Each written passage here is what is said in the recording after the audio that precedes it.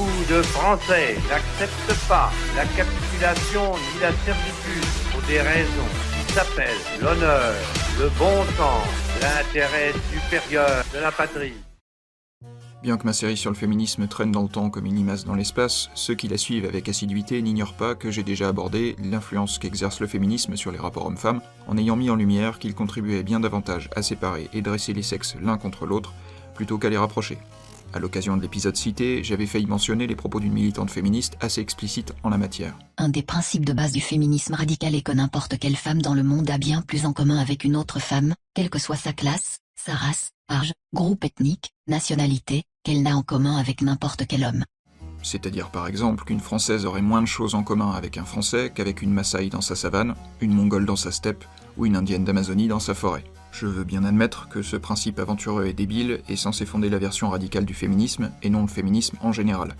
Il faudra toutefois garder à l'esprit que c'est précisément cette version radicale qui a façonné dans une très large mesure le féminisme de troisième vague, c'est-à-dire le mouvement féministe au XXIe siècle. Le principe évoqué est aisément reconnaissable dans les slogans sans frontiéristes qui ont appelé et appellent encore les femmes du monde entier à s'unir pour faire bloc contre les hommes, peu importe leur nation respective.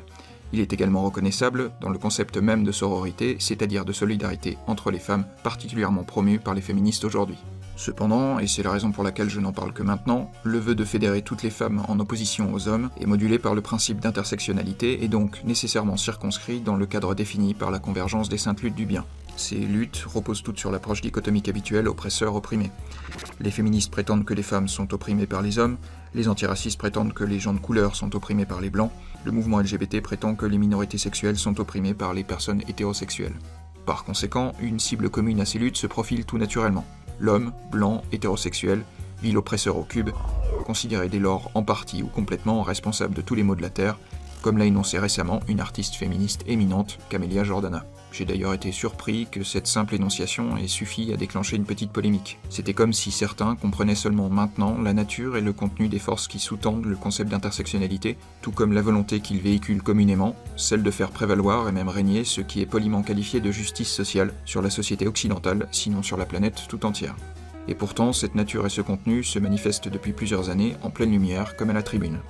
You can't talk about education and you can't talk about black issues and LGBT issues and exclude them as if they're some individual issue. You need to be looking at this using intersectionality, which is a word that, you know, is thrown around, but what does it really mean? It means recognizing that there is one common enemy, the white man. And the systems that they use are capitalism, patriarchy and fascism. They were created and perpetuated by white men for white men in the interest of white men. And once we realize that we're all fighting the same fight, it just strengthens the army. Ce que ce métis déclare, à savoir que l'intersectionnalité implique l'identification de l'homme blanc comme ennemi commun, n'a rien d'exceptionnellement radical ou de contraire à l'idéologie progressiste actuelle. Cette déclaration n'est que l'expression franche et sans détour de ce qui lui sert fondamentalement de logiciel, c'est-à-dire la haine à l'égard de l'homme blanc. Hélas, les sciences sociales ne sonneront pas le tocsin à son propos, étant donné que pour ces dernières, le sexisme anti-homme et le racisme anti-blanc n'existent tout simplement pas. Le racisme anti-blanc n'existe pas pour les sciences sociales. Ça n'a pas de sens. Les grands cerveaux qui manigancent derrière ces sciences infaillibles sont bien trop occupés à mesurer et dénoncer les stéréotypes négatifs et délétères dont seraient victimes les femmes et les racisés, pour parler comme eux, que ce soit sur un plan général ou dans le champ particulier des représentations. Leur influence dans ce champ-là s'est d'ailleurs massivement diffusée et a notamment imprégné l'esprit des responsables diversité et égalité que l'on peut trouver à peu près partout. Ces derniers veillent scrupuleusement à ce que la diversité ethnique soit rendue bien visible tout en respectant une stricte égalité entre les sexes, quitte à faire disparaître l'homme blanc si nécessaire. Autre exemple dans le monde pro,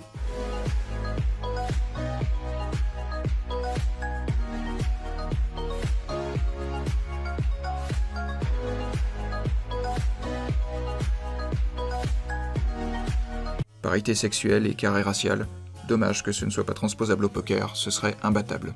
Autre exemple dans les communications urbaines avec la ville de Lyon et celle de Nuremberg, sur lesquelles on pourra chercher l'homme blanc comme dans Où est Charlie. Où c'est qu'il est? Mais bordel, où est-ce que... Bienvenue à Nuremberg. Alors on commence avec un bébé ours polaire, une jeune fille, une vieille peau, un petit homme marron qui sourit, un Mexicain très bronzé, une sorcière chinoise, un gentil monsieur enturbané, sa magnifique femme en burqa, une bobo, un Français moderne, voilà. Autre exemple avec la présentation des avatars Facebook. Une blonde, une femme voilée, une femme âgée, Jawad le logeur, un BG noir, une asiatique un Yel cheveux bleus. Exemple encore dans le cinéma avec le film très féministe et pro-justice sociale par excellence. Cet effacement relatif et progressif de l'homme blanc a cependant une limite évidente. On se fera une joie de faire appel à ses services pour incarner des attitudes ou des comportements négatifs. L'homme blanc est un candidat idéal pour incarner les crimes et délits à Paris.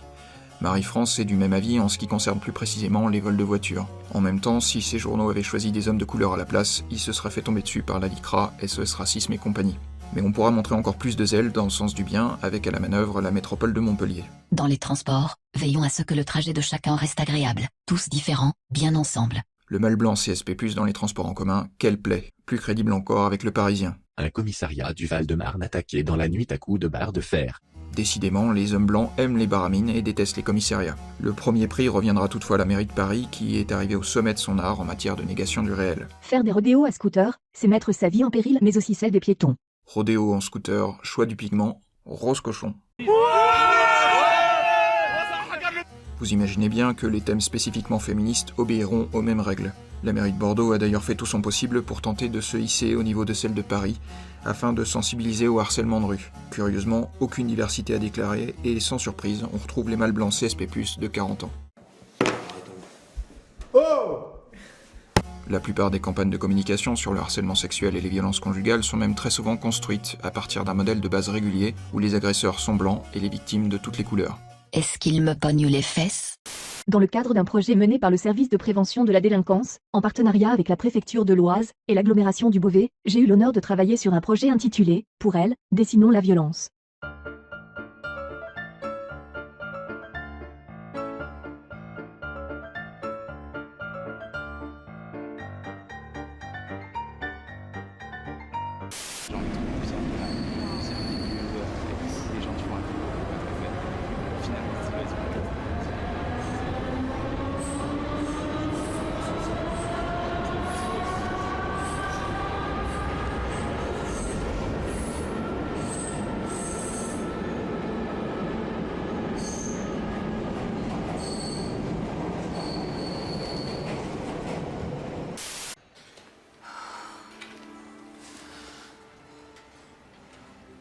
Nous en sommes témoins, partout, à n'importe quel moment. 81% des femmes en France ont déjà été victimes de harcèlement sexuel dans les lieux publics.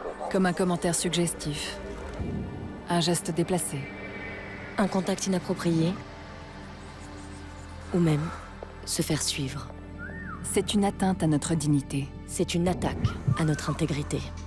Nous en sommes témoins, mais souvent nous ne disons rien et détournons le regard. Peut-être parce que nous ne savons pas quoi faire. Comment aider, comment combattre cette situation? J'aimerais vraiment vous arrêter en fait. Le moment est venu de réagir et de lutter ensemble contre le harcèlement de rue. Allez, dis-moi un souvenir.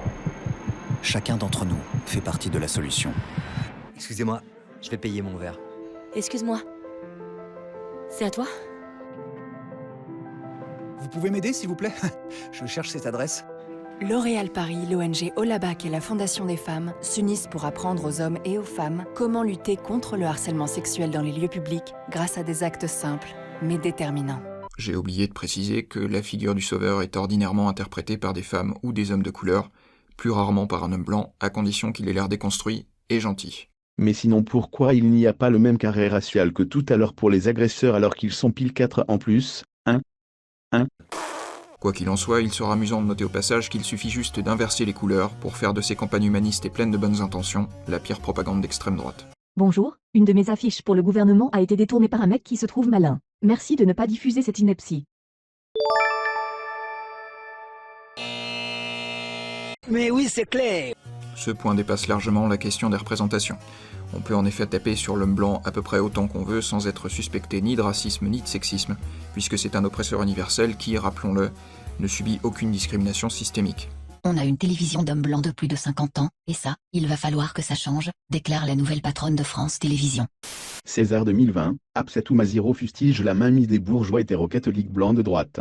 À compétence égale, eh bien, désolé, on choisira la femme ou on choisira la personne venant autre chose que le mâle blanc, pour être clair. Bannissons les hommes blancs. Mon problème, c'est l'homme blanc. Dave Chappelle, génie américain du stand-up. Son humour farouche peut choquer les féministes, mais Dave Chappelle, récent lauréat du prix Mark Twain, a une cible principale, l'homme blanc. Ouais, on peut se demander s'il peut vraiment les choquer, ou du moins si elles s'en plaindront vraiment. Non seulement il a la même cible qu'elle, mais surtout, principe d'intersectionnalité oblige, les féministes se montrent en général bien plus indulgentes avec les hommes de couleur qu'avec le mâle blanc hétérosexuel. Angèle justifie sa première partie au concert de Damso malgré ses textes jugés sexistes. Un choix qui avait surpris. Et encore, sur ce point, Angèle, c'est seulement l'entrée de gamme en matière d'hypocrisie. Pour la catégorie supérieure, il faudra songer à celles qui vont jusqu'à hésiter, sinon renoncer à dénoncer un viol quand il est commis par un migrant. J'ai une amie qui a été violée par un migrant elle aussi. Et c'est aussi dur, parce qu'on veut qu'il soit puni, évidemment. Mais donner un argument de plus à cette société raciste, c'est hyper violent. On peut songer également au silence assourdissant des associations féministes à propos de l'affaire des viols de Telford ou encore celle des agressions sexuelles de Cologne. Enfin non, soyons plus précis, certaines sont sorties du silence par rapport à la polémique, mais pour y dénoncer du racisme. Ceux qui me disent que les agressions sexuelles en Allemagne sont dues à l'arrivée des migrants, allez déverser votre merde raciste ailleurs.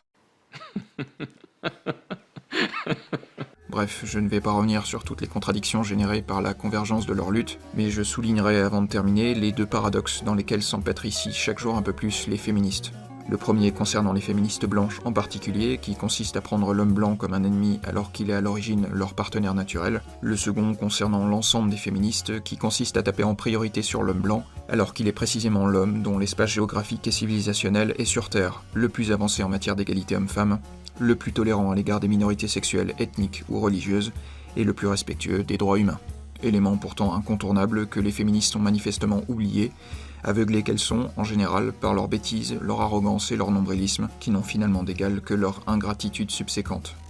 À votre quête, votre obsession, votre petite marotte, qui est il faut dégoter le sexisme machin dans tous les endroits où la cause, c'est l'islam. Mais je veux dire, moi, dans ma vie de femme, monsieur Finkielkraut, excusez-moi, j'ai été beaucoup plus souvent oppressée, empêchée, beaucoup plus souvent par un discours de, excusez-moi, mâle, blanc, paternaliste, qui pense tout connaître et tout savoir, que par un mec rebeu qui me harcèle dans la rue. Je suis certain qu'un bon stage d'immersion dans le monde arabe pourrait la soulager considérablement de l'oppression que lui font subir les mâles blancs paternalistes. Et pas besoin de traverser la Méditerranée, il lui suffirait de profiter directement et pleinement de nos propres enclaves islamiques, infiniment plus progressistes que notre vieux monde accablant. Je sais peu de choses, mais une des choses que je sais, c'est qu'il est difficile de demander aux féministes de faire preuve de cohérence et de logique. Je pense par contre pouvoir attendre cela de ceux qui correspondent à l'ennemi commun, de vous les hommes blancs, en particulier ceux qui n'ont pas encore bien compris ce qui se tramait contre eux. Et j'aimerais leur poser les questions qui suivent. Est-ce normal de voir le système de votre propre pays vous donner l'image de quelque chose de négatif et de périmé ? Est-ce normal de le voir inviter les femmes de votre propre peuple à s'associer contre vous avec d'autres hommes qui n'ont pas eu le malheur d'avoir votre couleur de peau ? Est-ce normal d'avoir à considérer votre virilité comme une tare néfaste et risible destinée à être déconstruite, alors que cette même virilité est considérée chez les autres comme un objet de fantasme acceptable et désirable ? Si la femme est l'avenir de l'homme, je doute qu'il soit celui de l'homme blanc, quand on peut d'ores et déjà constater ce que deviennent ceux qui se soumettent le mieux au cahier des charges intersectionnel.